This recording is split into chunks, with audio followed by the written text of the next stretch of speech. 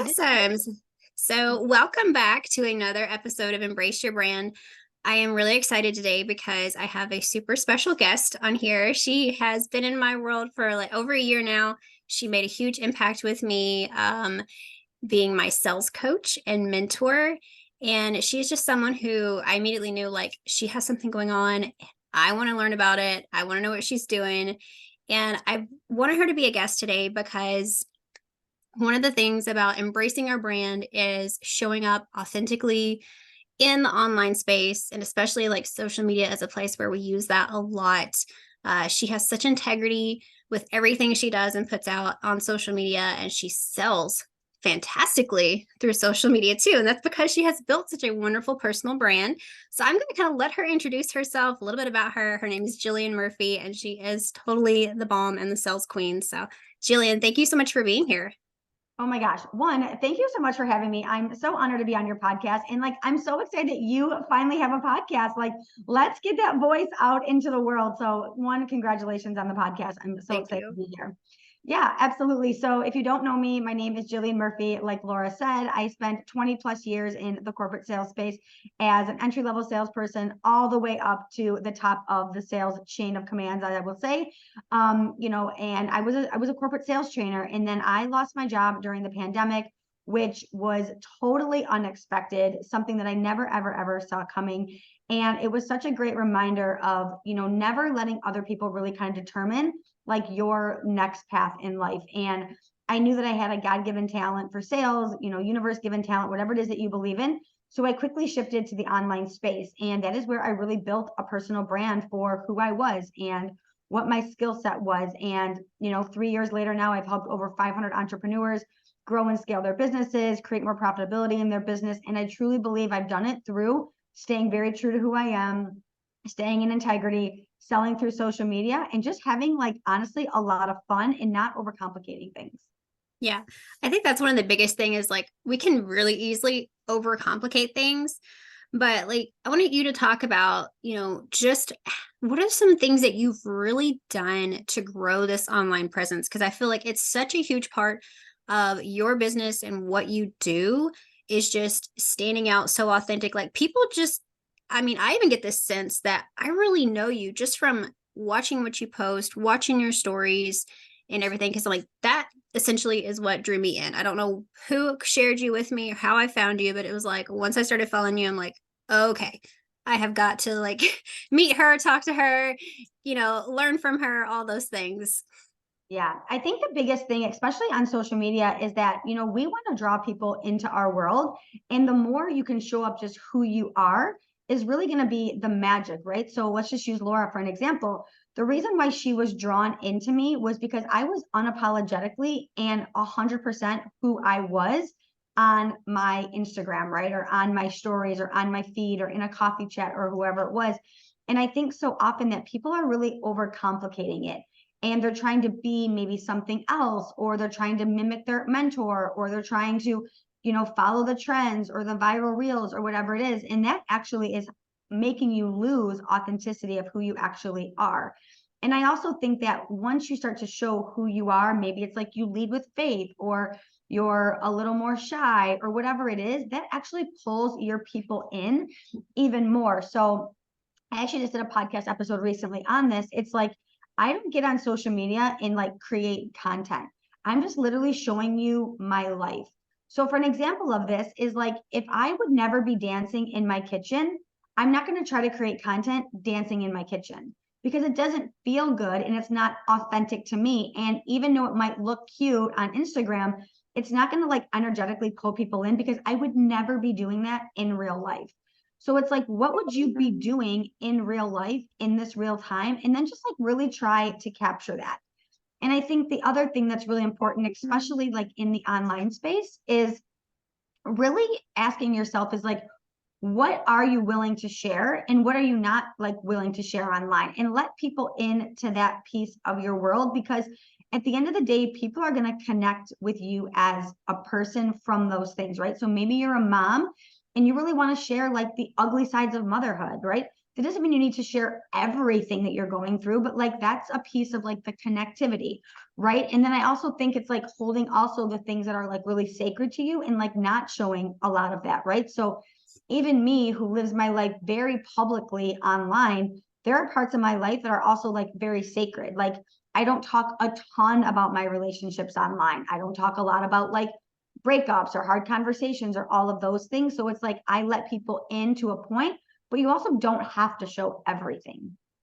That's a really good point too, because Yeah. like we think authentic is like, "Oh, I gotta tell them everything." Like, no, No. no, no. Like there's still a separation of things like that are super personal to you that not everybody's gonna get to know unless like they're your spouse or partner, they're your best friend, or they're your family or something. Yeah. But there's enough that goes on in our day-to-day lives that if we're comfortable sharing, that's fine. Like I know people that have kids, they're like, I don't even want to put my kids' faces on there. Yeah. And it's like, if you're at that point, that's fine. You don't have Totally. to know anything about your kids. Like I'll show pictures of my daughter. I'll show pictures of my kids if there's something special that I want to, share, and I'll put it on my stories. But, you know, it's it's the way that I want to do it. And I think that's something that when you start to kind of figure out like what is the way I want people to see me, Mhm. and in what I do every single day. Like, there's some that post what they're eating, what they're wearing. Yeah. And like I have a really good friend who's in the design business. She's always posting like what outfit she's wearing for the day, even Mhm. if it's the fact that she chose to wear pajamas and work at home all day. Like she's just sharing her life. It's nothing that's like super weighty in conversation. It's nothing that's make or break. It's not super vulnerable, but it's her. And Mhm. it's like she's built this authentic brand of herself in that way, just for the fact of like, now, if I see something in the store with these puffy sleeves, because she loves outfits with puffy sleeves, I'm like, I think of her. And the same thing with Absolutely. you. Like you love wearing a ball cap, you're Yeah. super laid back. Like I see that. I think Jillian Murphy. Yeah. So Yeah, and I love that we kind of talked about that too. And I think that there's also like, especially in social media, there's different avenues that you can like take your audience through, right? So like for me, like I have the podcast, and I always say like the podcast is where I'm going to take my audience deeper, right? I'm going Mhm. to come unhinged on the podcast. Like you're going to hear me cry on the podcast. I'm going to go deep on like health, relationships, like what's going on really behind the scenes. But I always say, like, for the person that just met me, right? Like a good example, before I got on this podcast, I was on my Instagram and I was like, oh, this new girl, Priscilla, just started following me. Well, if Priscilla just started following me today, she doesn't need to know like my life's a train wreck or what I'm going through or like health stuff, right? Like she just needs to see so much to get her interested. And then as she devolves into my life more, and maybe she listens to the podcast, she can go deeper with me. But it's Mhm. like I think so often people put everything like on their social media and on their stories, and then like you just start following somebody and you like you're not caught up on the story. So Yeah. it's like, oh, like what's kind of like happening with this, right? So like even like for me, like I'm actually going through a breakup right now, and I've talked very little about it on social media. I haven't really put anything on it, but I've talked about it more in like my podcast because those are like my people that I go like deeper with. So it's like I'm not just going to start like sharing like ugly crying on my stories because I also feel like that's not fair to your audience to like dump on them. Yeah. Yeah. And I think too, social media is better for like that shorter form content, that surface level stuff, like sharing your favorite things, sharing the things that you're doing, like the little daily things of I went and grabbed coffee with a friend, or I'm recording this podcast with a friend, or whatever it is. Like those are great things because they get an overall sense of who you are, Yeah. what you're doing, what you believe in, what you want to talk about, like your topics, your subjects. Like I've been sharing a lot of just things that I'm learning right now when it comes to confidence and self improvement, and like what are people doing that's helping them be super successful, and just little things that are going on in my life. Like my son just had a birthday, like those little things, because if people are seeing that like they just came into your world, they're gonna be like, okay, this is what I can expect Mhm. for the long term. Yeah. If they come in and like your first story is, like you said, if you're ugly crying and you're Yeah. talking about this and unloading a ton of stuff, they're like, oh, whoa, Yeah. she's the kind that's gonna like go real deep. And I don't want that. It's like Like but you give them also an like outlet for that. yeah, or also like let's just say you are like coming unhinged every single day. Like you are like basically telling your audience that like you are like an unsafe place, right? Like Mm, if someone's coming to me to see like if I'm a good mentor for them or I can hold space for them or I can hold them during their business struggles, but then every day I'm like unleashing on my stories, they're like, ugh, I don't know if she can actually like hold space for me, or she can actually like be strong for me. So I think there's also like a delicate line for that too. And I also think like you don't need to share everything with everybody, and everything doesn't need to be like talked about as you're going through it. You can also come back and talk about it as like a lesson. Yeah, yeah. Because definitely one of the things like with showing up in this authentic online presence is we want to strengthen our brand. We want to strengthen what people come to us for, what our business is all about, and if we're talking about how hard things are, or this didn't work out, or talking about the negative things, like that does give off this feeling of, well, do I really want to hire them? Do I Yeah. trust them or not? It's like sharing those is not a way, or keeping from sharing those is not a way that you're hiding things. It's like we all still have work to do. Yeah. We all still have personal growth to go through. Not every single thing you have to share in the moment, but when you can share it from a place of, I've worked through it. Now let me share you what I've learned. Because Yeah. then you're going to look like the hero at that point of like, oh, wow, I didn't know she was going through that, or he was Yeah. going through that. Like, I didn't know until after, but now they're sharing with me just how hard it was, what they learned from it. And now I'm seeing that they're a person that can work through stuff. Mm-hmm. They're a person of integrity. They're a person of like growth. They Yeah. have improved instead of, you know, did they work through that or not? Like, I don't know. It's like if we're sharing it during the hard times, Yeah.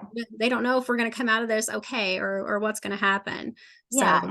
And I also think too, like when you like, let's just use me for an example, and I'll tell like a very true story. So about 6 months ago, I had a lot of turmoil in my community. I had like 3 months of like just this like drama in my community. And I would go on social media and I would like come unhinged. I would write posts about it. I would go on my stories about it. And I was so like obsessed about it. And I actually had Kimberly Valerie, who you know, who is my business bestie. She actually brought this to my attention. She said, every time you talk about something that is unrelated to what you are an expert in, you're actually shining the microphone on that other thing versus like what you're actually the expert in. So let's just say, for an example, you are a sales coach, right? And all of a sudden you're talking about your breakup, or you're talking about motherhood, or you're talking about drama in your community, or whatever it is. You're actually shining the light on the other things that you actually aren't an expert in right now. So you want to actually stay so focused in what you're good at and not shine light on those other things. yeah, I agree with that. Cause it takes away from Mhm. the whole brand that we're building, the whole business that we're building. Cause, like you talk about a lot with the sales process is you want to become known for something. Like we don't want to become known for someone who is dumping all the things that are going on, or talking about all the stuff that isn't working, or things that we still need to work through, because that's not what people come to us for. No, no, absolutely. And that's a personal brand is so important, I think, too. Yeah. Yeah. And speaking on that line, like what would be your definition of like a personal brand? What does that mean to you? Yeah, I think this is different for everybody. And I am actually not someone who's really big into like colors and fonts and like all of those things. And it's funny because my daughter's in the same space as you are, and she always wants to like perfectly curate my feed. And I'm like, that's like not important to me. What's important to me is like how people feel when they consume my content, like how I'm like evoking some sort of an emotion. And also, what people say about me when I'm not in the room is really what a personal brand is, right? I'll never forget when I was in corporate, I managed like 217 salespeople. And what I thought my personal brand was very different than what they thought my personal brand was, right? Like I was like, oh, I'm a great leader. I'm a great boss. Like I'm a great, VP of sales, whatever it is. And they thought I was like a tyrant. They thought I was a hothead. They were like, she has like ridiculous demands on us. So it's like that was such a great example of like that was what someone else perceived as like my brand of me. So Mm-hmm. when I think of personal brand, it's like when I'm not in the room, what does Laura Glass think of me? What does Darcy think of me? What does Jackie think of me? What does Robin think of me? What do these people think of me? And I want to showcase that every single day through my social media. So like for me, my personal brand is like I want to show people that like if I can do it, they can do it.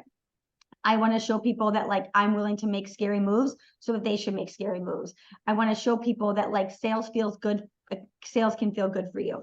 So I'm like putting all of those types of things like in my content. I also know that my ideal avatar has a struggle with confidence. So part of my personal brand is almost like confidence on steroids, right?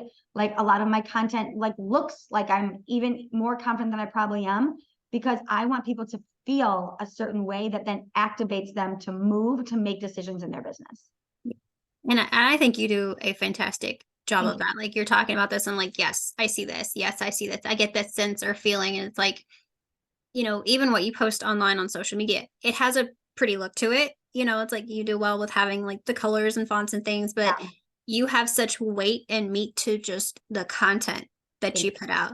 you. Mm-hmm. You don't sugarcoat, you don't go vague, you really go in deep in detail of like, hey, you're having this problem because of XYZ, you Yeah. know, and you have such a boldness that you really do, put out there like this, like you said, confidence on steroids type thing. Like you have to show up in this very confident space if you want people to trust you, to buy from you, to be in your world, be in your masterminds and anything like that. And so, knowing what your personal brand is, like what yours is. Mm-hmm. I know there's some people out there that are doing things they're like, I don't really know what it is. And it's important for you to take that time to figure out, what do you want people to know about you? Absolutely. Or they're trying to mimic or mirror what everybody else is doing. Like I see this all the time. And like, I'll just say, like, so many of my clients that work with me become like mini versions of Jill, right? Like their content looks like mine. They try to like write the same type of content. They try to have like that like arrogance and confidence. And like, it's not them. Mm-hmm. It's not who they are. It's not how they talk. It's not how they act. And then what happens is you can see it through their content. The content falls flat. Not that I'm someone who's big on vanity metrics, but like they're not getting a lot of comments. They're not getting a lot of likes. They're not getting a lot of shares. And it's not because the content's not good. It's because it's inauthentic. And Yeah. people can actually feel that, right? So I think a big thing is like, if you don't know who you want to be online, the best thing that you can do is like not become a content consumer at all. Yeah. And you really just kind of like want to sit with someone just like Laura and be like, what do you want to attract in? And I think like for me, I'm very clear of who I want to attract in. And that's why my personal brand is so strong, because the people that I attract in are also just like me. They Mm-hmm. have a boldness about them. We are very laid back. We're very self-led. We're action takers, like people just like Laura, right? Like that's who they are. And that's because my brand attracts those people in. Yeah. Yeah, Mhm. exactly. Like we attract like people. Yeah. So if we're super not confident in ourselves, if we're wishy-washy, it's like, okay, we're probably going to attract in people who are very similar. So you have to up your game if you want to start attracting certain type of people.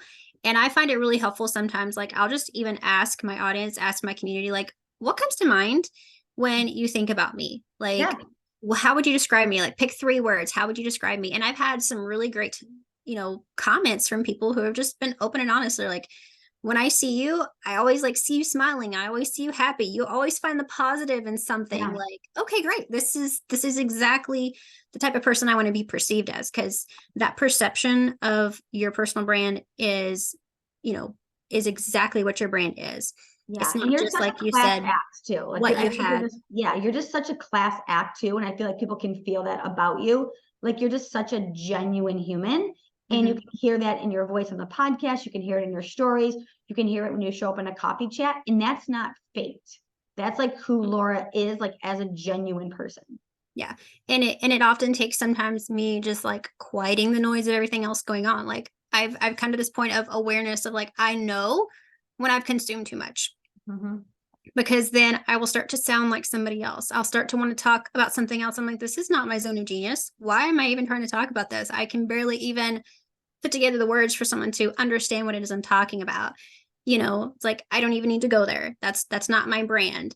Yeah. But staying on a topic of like what our brand is, that's part of the thing that I put into this workbook that I created, which is the Embrace Your Brand workbook.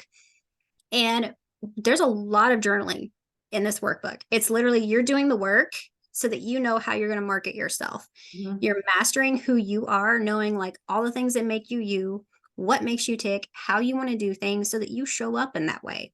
Mhm. Like if you're not the loud, super animated type, Yeah. don't try to show up as that, you know? Totally. Like, imagine if Laura tried to show up like as me online. Like, we're so different as people, right? But like as her mentor at one point, like Laura and I worked together one-on-one. If she would have started to like mimic that or tried to be that, like one, it wouldn't have felt good to her, but also it would have been such a disservice to her clients, because then when they get on a call with Laura, they would have been like, oh, that's not like what I perceived at all from Laura, right? And on the flip side, let's pretend that I put on like my Instagram hat and I'm like, oh, I'm going to be like super polished on Instagram and I'm going to show up and I'm going to be this like sales professional, right? And then someone hires me and they get on calls with me and they see that like I have a more of a bold personality and I swear like a trucker and like I am who I am. They're going to be like, that's not who I actually thought I was signing up with. Like, you want to be so much who you are at all times, right? Like, who you're listening to on this podcast right now is exactly who you get when you mentor with me, exactly who you get if we were to go have coffee right now. And I think that's why social media is so hard for so many people, because they feel like they're like, oh, I have to go on a podcast right now, so I got to put on like my podcast hat, or I got to put on like my coaching hat, or all of those things. It's like, just show up authentically who you are. And like, the people will either lean in or they'll lean out. And that's fine. You want the people to lean out because you want the other people to lean in. Yeah. I'm not Exactly. for everybody, and you're not for everybody. And that's what you want. Hmm. Yeah. And like what you were talking about made me think of, I think there's sometimes this thing of if you've been in person for a very long time and you're just kind of doing things, it's you might come to the online space and think, oh, I need to do it this way. I see other people do it this way. Like we see the TikTok videos, we see the YouTubers, we see them do like all these crazy things. And it's like, either we first think, I can't do that. I'm not going to succeed. Why even try? Or we're like, let me try to do what they're doing because they're successful. It's like they're only successful because they are genuinely being themselves. Yeah. Like for a while, I even had the disbelief that I need to be kind of more animated or, do more things when it comes to videos and stuff. And I'm like, I'm not like that. No. I've been told for a long time, like, you have just such a calm voice. Like, you're just so soft spoken. And I'm like, I need to just embrace that. Lean into That's that. who I am. If I'm a little more soft spoken, that's okay. There's going to be people that will gravitate to that because they're like, oh, okay, I like not having like listening to a podcast where it sounds like someone's practically yelling at me all Yep. these tips and tricks or something. Yeah, because you have a very And calming energy. So also for the people that are like frantic or in like nervous system crazy energy, like you bring them down a level, yeah, which is also like really, really, really important for people. Yeah. yeah, because I'm like, there's few times where I'm like high energy, and it's usually because of the people that I'm around. But this is what I love about the podcast space is because most time it's just me, just my computer, my microphone. Like I can just chill and be me.